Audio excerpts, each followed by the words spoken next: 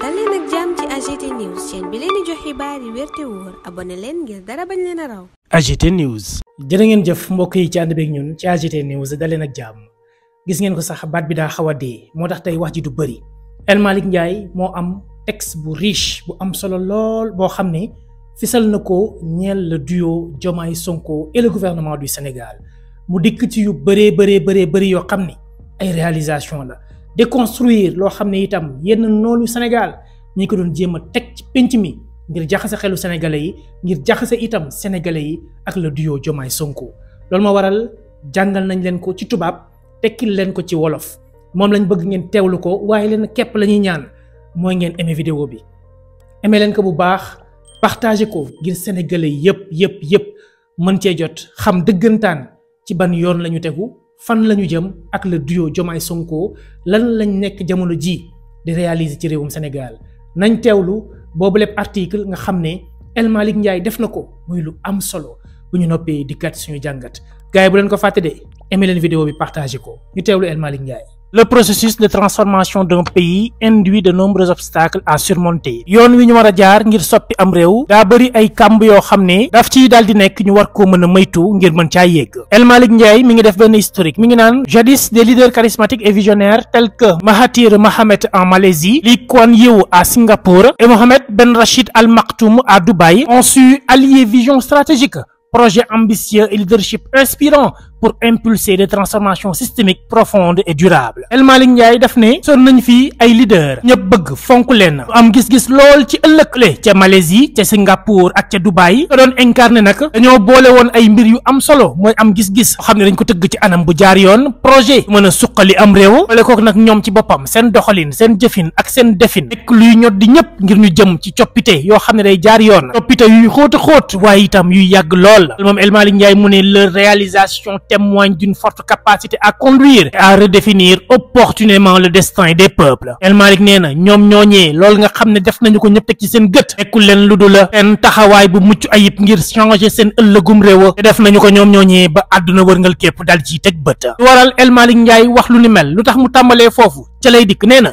je suis aujourd'hui pleinement confiant dans l'ambition portée par son excellence Bassirou Diomaye Faye et son premier ministre Ousmane Sonko. Leur leadership éclairé, la clarté de leur vision, l'engagement sans faille de leurs équipes sont les gages d'une marche résolue vers un Sénégal souverain, juste et prospère. El Malick Ndiaye mooy wax moom nee na tey jii li mu gëm te mu wóor ko ci biir xolam mooy ne ambition bii nga xam ne président Bassirou Diomaye Diakhar Faye moo ko porté moom ak premier ministre Ousmane Sonko fa nekk lu leer ñoom seen ab njiit ñu ko teg ci base yu mucc ayib am nag vision bu leer nañ boole kook ñoom ak ñi ñu àndandool di liggéey am engagement bu mucc ayib boo xam ne leen naa ko tax a juka mooy jëm ci Sénégal guy moom boppama Sénégal bu juppa Sénégal boo xam ne naataange dong lañ fii daal di gis. El Malick Ndiaye noppeegul mi ngi naan nous saluons l'excellent travail accompli par le gouvernement et ses démembrements composés de femmes et de hommes dévoués qui œuvrent chaque jour pour améliorer le quotidien des Sénégalais. Leur action se traduit par des avancées concrètes et palpables dans plusieurs secteurs, renforçant ainsi la cohésion nationale et posant les jalons d'un développement durable. Machallah am na solo El Malick Ndiaye nee na mi ngi sant ak gërëm liggéey bu am solo bi nga xam ne gis na ne gouvernement bi def na ko ñoom ak ñi ñuy liggéeyandoo la ay góor ak i jigéen seq ko ñoom ñëpp am benn ngëm-ngëm ak benn gis-gis ku àndandoo booloo ngir benn mbir képp mooy fexe ba nan la ñuy defa ba sénégalais yi ñooma seen nekkin seen dundin bés bu yàlla sàkk ñu daal di koy soppi nee na ñoom ñii li nga xam ne ñi ngi nekk di ko defa li koy wane nekkul leen lu dul ay résultat yoo xam ne jamono ji ñëpp a ngi ciy teg seen gët loolu nag ci secteur boo mënti dem résultat yooyu mi ngi gën a boole sénégalais yi te mi ngi teg base yi mën a tax ñu dem ci développement boo xam ne Sénégal gi yëpp ci daal di gis seen bopp. loolee moo waral moom El Malick Ndiaye mu ne au chapitre de quelques progrès remarquables sous la gouvernance actuelle on peut noter ma ngay lim la nga xam ne gars yi defagum nañ ko fi nee na la révision des accords de pêche qui a été l'un des premiers actes posés par le gouvernement accord de pêche yi gars yi renégocier nañ ko xoolaat nañu ko loolu mooy jéego bu njëkk bi nga xam ne gouvernement bu réewum Sénégal teg na ko moo tax mu ne le Sénégal a renégocié ses contrats pour mieux gérer ses ressources halieutiques et faciliter aux pêcheurs ainsi qu'aux populations un accès équitable aux produits de la mer li nga xam ne def nañu ko muy loolu ñu réviser xoolaat ko seetantal ko tax na nappkat yi ak askan wi ñoom ñëpp gën a am accès ci suñu géej gi ba noppi itam mën a am ci produit yi maanaam daal jën yi nga xam ne saareen yi bëgg nañu ko loola ngir mën cee def ay ceebu jën yu baax jamono ji askanu Sénégal am nañ ci accès jotaat nañu ci liggéey lu ni mel moo di waa nguur gi. beneen ponk ba mi ngi naan la publication des rapports d'audit des dernières années et la mise en place de mécanismes renforcés garantissant une gouvernance plus transparente. Les audits sont en cours dans presque toutes les structures publiques permettant de lutter efficacement contre les mésusages des fonds publics et autres pratiques illicites. am na ay rapports yoo xam ne fesal nañu ko Sénégal yëpp gis ko muy rapport at yi ñu weesu te ba noppi itam teg nañ ay banqaas yoo xam ne mooy mën a tax ñu garantir bu baax a baax gouvernance bu jaar yoon maanaam yorin bu mucc ayib boo xam ne day sell ñëpp teg ci seen gët te ba noppi itam ci service yu bëree bëri ñi ngi nekk jamono ji di def ay audit maanaam di ko caytu di xoola lan moo fa nekk loolu yëpp ngir mën a daal di fexe ba lépp rek lu askan wi moom mu delluwaat ci moom te ba noppi itam yu bëree bëri yi ñu doon def ci réew mi ñeel suñu ay koppar di ko sàcc ak di ko détourné loolee yëpp ñu jël ko tegee ko de côté fexe ba kenn dootu ko mën a daal mën a delluwaat ci sénégalais yi moom El Malick ma ngay wéyal ba tey mi ngi naan les projets ambitieux que je surnommerai eau potable pour tous ont été lancés pour assurer une distribution plus équitable. Les initiatives garantissent un accès quotidien à l'eau pour des milliers de foyers, notamment en milieu rural et périurbain, améliorant ainsi la qualité de vie des populations. moom El Malick ma ngay wéyal ba tey nee na projet yu bëri yu am solo yoo xam ne jamono ji ñëpp a ngi ciy teg seen bët comme bi nga xam ne mi ngi ko tuddee eau potable pour tous maanaam ndox mu sell pour ñëpp loolu yëpp ñu def ko ngir ñëpp mën a am ndox wala kook ñu mën a fexe ba bés bu yàlla sàkk ay junniy kër mën cee daal di jota nu mel ci village yi ak dëkk yi nga xam ne ñoo wër ville yi muy lu am solo loo xam ne dina am njeexital ci askan wi am njeexital ci seen dundu moom El Malick jeexalagul ma ngay wéyal ba tey naan l'électrification des pays progresse de manière significative grâce à la renégociation des contrats et la réduction drastique des coûts des intrants. Un poteau électrique qui coûtait entre 1 et 2 millions de francs CFA il y a un an coûte désormais moins de 200 000 francs. Cette baisse permet d'accélérer l'accès à l'électricité pour de nombreuses localités assorties de la réduction drastique du coût de l'électricité notée ces dernières semaines. Nous pouvons noter aussi une baisse du coût de l'électricité. El Malick Ndiaye ba mu noppee ca ndox ma daa dem ca courant ba nee na jamono ji gis nañ ne am na progrès bu bëree bëri boo xam ne am na ci wàll wi d'abord at wi ñu weesu gisoon nañu ne benn poteau courant mi ngi doon jar diggante benn ba ñaari millions ci suñu ay koppar tey yi nag changement am na ndax benn poteau courant lu mu cher weesuwul 200 000 francs loolu nag am benn njeexital bu bëree bëri boo xam ne am na ko ci askan wi ndax tax nañu ci bëree bëri gën a mën a gaaw a am courant li mel nag ñëw dolleeku ci intrant yi nga xam ne wàcceeku na bañ naka sax ba li nga xam ne moom la ñuy fay ci wàllum courant jamono ji wàññeeku na itam nekk mbégte boo xam ne El Malick Ndiaye fësal na ko ci ay kàddooma waral mu am beneen ponk boo xam ne lam ca teg mooy la transparence accrue qui garantit désormais une exploitation des ressources naturelles du pays au profit de l'ensemble des Sénégalais. Cette gestion transparente renforce la confiance des citoyens et permet de tirer le maximum de profit de nos ressources naturelles au seul profit du peuple sénégalais. waaw kañ El Malick Ndiaye nee na lépp li nga xam ne leeral nañ ko jamono ji ñeel li ñu am ci suñu biir suuf ak nañ koy exploiter nekk na lu baax lool ci askanu Sénégal te gis nañ ne am na ay garantie yu mu ama boole coog itam confiance bi nga xam ne askan wi dañ ko waroon am ci nit ñuy gérer suñu les ressources dafa gën a yokk te nag dañ koy caytoo noonu te mu jaar yoon day gën a mën a tax mu am njeexital yu am solo lool ci askanu Sénégal. El Malick Ndiaye tey yaram bi daa tàng noppeegul ma ngay wéyal naan le New Deal technologie lancé mooy loolu ngeen fi gis fan yi ñu weesu président Bassirou Diomaye Diakhar Faye lancé woon ko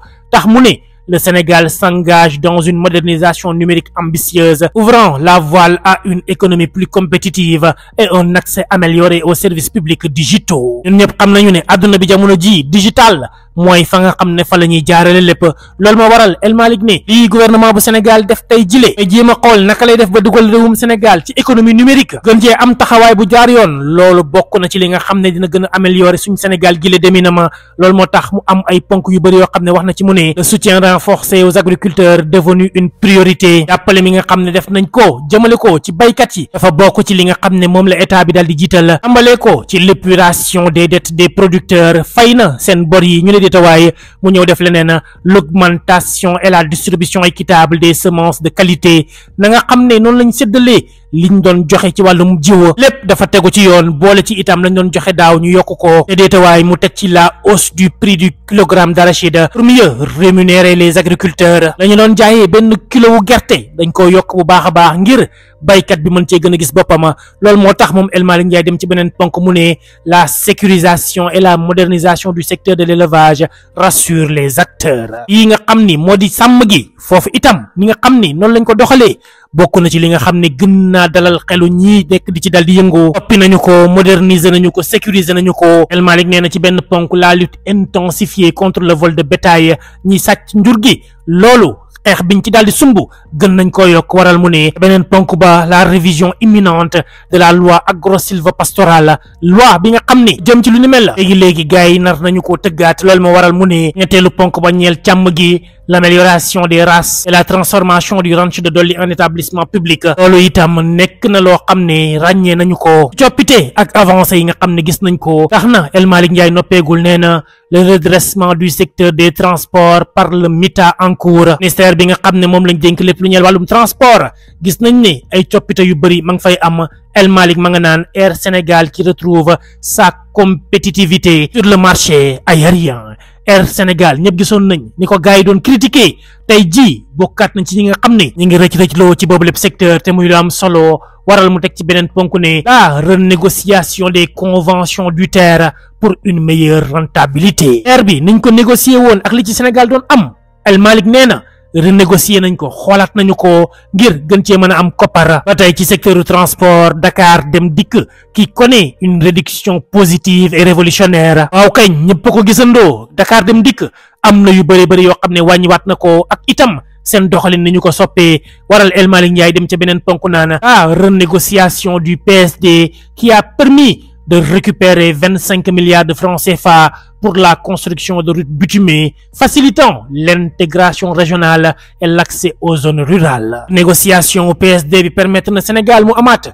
25 milliards ñaar fukk ak juróomi milliards xam ni moom la ñu jël dugalaat ko yenn tali yi ñu war a daal di defar muy gën a mën a permettre yenn zones yi yenn villages yi mën a génn ci enclavement bi ñu nekk ba tax na El Malick Ndiaye noppeegul ma ngay wéyal ba tey di cité naan la reprise en main du foncier public est devenue une réalité. Suufu Sénégal gars yi jëlaat nañu ko nangu nañu ko tegaat nañ ko ci loxo yi nguur gi waral benn ponk ba mu ne arrêt du bradage foncier gars yi ni ñu doon jëlee suuf si di ko caxat-caxatee di ko séddoo seen biir lu ni mel jeex na dakk na tax mu ne la récupération de dizaines de biens immobiliers de l'État pour une gestion plus stratégique bari na ci ay tabax yoo xam ne état bi moo ko moomoon gars yi dañ ko jëloon def ko seen moomeelu bopp récupéré nañu ko jëlaat nañ ko tegaat ko ci loxoy ña ko yelloo la état du Sénégal bi nga xam ne moo ko war a gérer beneen ponk bi nee na la maîtrise de la dette publique à travers un cadre budgétaire rigoureux permettant d'éviter le mauvais endettement et de garantir un avenir économique plus stable li ñu daan lebee de gauche à droite te du am benn maîtrise du am nen nuñ koy gérer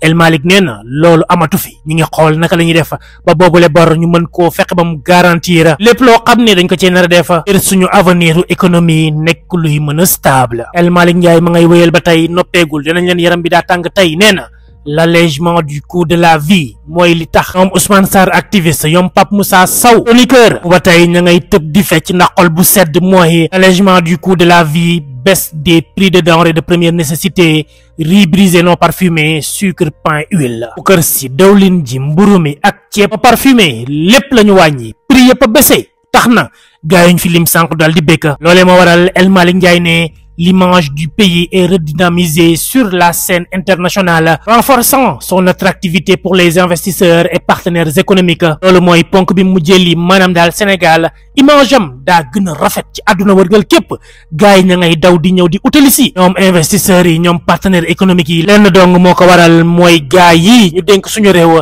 ñi ngi defaraat suñu image ci anam bu mucc ayib loolu moo waral El Malick ca yaram bu tàng ma ngay jeexal naan au total la rupture avec les pratiques anciennes est désormais une réalité loolu yëpp bu ñu ko tënkee lenn képp fenn dong la ñu yóbbu mooy ne li fi doon am démb ak bërki démb am na rupture boo xam ne ñëpp teg nañ ci seen gët la fi doon am démb amatu fi tey le Sénégal avance résolument vers un développement durable inclusif et équitable nous exprimons notre profonde gratitude à l'ensemble des Sénégalais pour leur soutien constant. Leur confiance nous motive à travailler chaque jour davantage avec passion et dévouement. El Malick Ndiaye nee na Sénégal jamono ji ci tànki jéego yu am solo la nekk di teg jëm ci développement boo xam ne ñëpp ci daal di bokk te dafay équitable maanaam ñëpp lañ ciy tollolee. moom El Malick ba tey ma ngay wax naan ñi sant ak ngërëm képp kuy sénégalais njàppale gudul jeex bi nga xam ne ba tey moom la ñu gis ñoom ñu daal di koy am boole kook nag confiance bi nga xam ne mu ngi koy gën a fesal bés bu yàlla sàkk lépp jëm ci li nga xam ne moo leen di permettre ñooma di gën a am motivation ci liggéey bi ñuy def bés bu yàlla sàkk liggéey boo xam ne nag bëgg-bëgg ak dogu ci la ñuy def dong lañ ci daal di jëlee nag El Malick mi ngi naan bien que certains détracteurs cherchent à semer le doute, les faits parlent d'eux-mêmes. Plus que jamais, l'adhésion populaire est la clé de cette transformation. Ensemble, construisons le Sénégal de demain, fidèle à la vision ambitieuse du plan Sénégal 2050. El Malick Ndiaye nee na am na ci ñoo xam ne nag yàq dong moo leen tax a jóg ñi ngi jéem a xool naka la ñuy def ñu dal di ruube ay seeni jéego dara sotti wu ci ndax nag askan wi ñoo ànd ak ñoom fas yéene liggéey ngir transformer suñu Sénégal gilee loolee moo waral mu ne daal nañ àndandoo booloo def benn say jëm ci benn gis-gis bi nga xam ne bu baax la am ambition bi ñu am ñeel plan Sénégal 2050 loolu waral nag El Malick Ndiaye di jeexal ay kàddoom naan la providence nous tend la main avec un tel duo Diomaye Sonko à la tête du pays. Le reste relève de notre détermination à opérer les changements attendus. Et quoi qu'il advienne, le pays sera transformé positivement s'il plaît à Dieu. El Malick Ndiaye nee na suñu boroom moo ñu tàllal loxo tegal ñu benn destin bu mucc ayib jaarale ko ci duo bii àndandoo bii di Diomaye Sonko teg leen ci bopp nguuru Sénégal li ci des nag ñun suñu engagement ak suñu détermination moo ñuy permettre changement dëggantaan yi ñu bëgg a def ñu mën koo amal la loolee moo waral muy jeexal naan quoi qu'il advienne ak lu mënti xew réew mii dinañ ko changer ci anam bu jaar yoon bu mucc ayib boo xam ne bu baax lay doon bu soobee suñu borooma waral ma ngi koy jeexalee signature ma hashtag Diomaye mooy Sonko El Malick Ndiaye secrétaire national communication bu PASTEF. mi ngi noonu gars yi muy kàddu yu am solo yoo xam ne El Malick Ndiaye moom la yëkkati jëmale ko ci projet bi et le duo Diomaye Sonko ak l'ensemble du gouvernement jéego yi nga xam ne tàmbali nañ di ko teg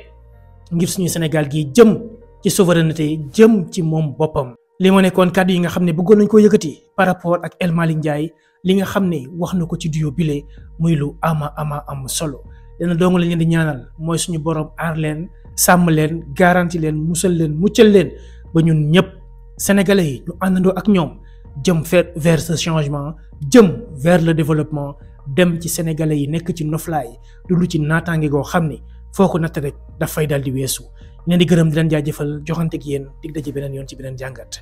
jërë ngeen jëf. AGT News.